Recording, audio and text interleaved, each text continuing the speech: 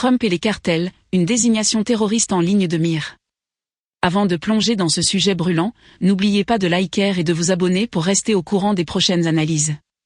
Alors qu'il s'apprête à prendre ses fonctions le 20 janvier, Donald Trump met déjà en place une stratégie choc pour son retour à la Maison-Blanche. Selon des sources proches de son équipe, le président élu travaille à la désignation des cartels mexicains comme organisations terroristes internationales.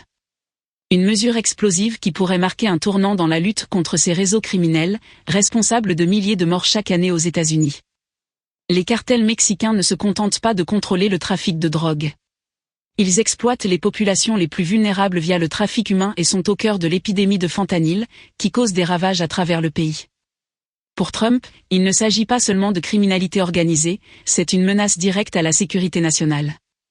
Cette désignation permettrait aux États-Unis d'utiliser des outils plus agressifs, comme le gel des avoirs financiers et des sanctions renforcées, et d'envisager des opérations ciblées contre ces organisations. Trump, fidèle à sa promesse de campagne, n'a pas mâché ses mots. Il a récemment déclaré que « les cartels terrorisent des nations entières, détruisent des familles et doivent être traités comme les organisations terroristes qu'ils sont ». Cette approche musclée s'inscrit dans sa volonté de redéfinir la manière dont les États-Unis protègent leurs frontières et leurs citoyens. Cependant, cette initiative rencontre une opposition de taille. Claudia Sheinbaum, nouvelle présidente du Mexique, a affirmé qu'elle ne permettrait pas d'ingérence étrangère dans les affaires internes du pays. Selon elle, la lutte contre les cartels est avant tout une responsabilité mexicaine. Lors d'une conférence de presse, Sheinbaum a réaffirmé la nécessité d'une coopération bilatérale mais a insisté sur le fait que le Mexique ne se soumettra pas à des pressions extérieures. Elle a aussi souligné que la violence des cartels est exacerbée par des facteurs comme la consommation de drogue aux États-Unis et le trafic d'armes. Cette position de Sheinbaum s'accompagne d'une volonté de renforcer la sécurité intérieure tout en cherchant à maintenir des relations de partenariat avec les États-Unis, tout en évitant les ingérences directes.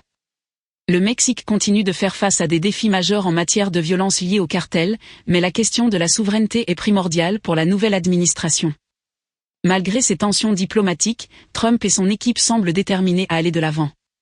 L'objectif est clair, envoyer un message fort non seulement aux cartels, mais aussi à leurs complices financiers et logistiques à travers le monde.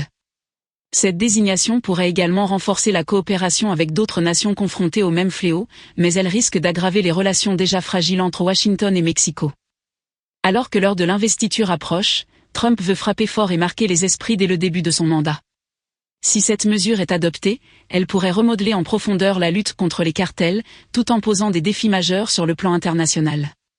Restez connectés pour suivre l'évolution de cette initiative controversée. N'oubliez pas de liker, de partager et de vous abonner pour ne rien manquer des prochaines analyses.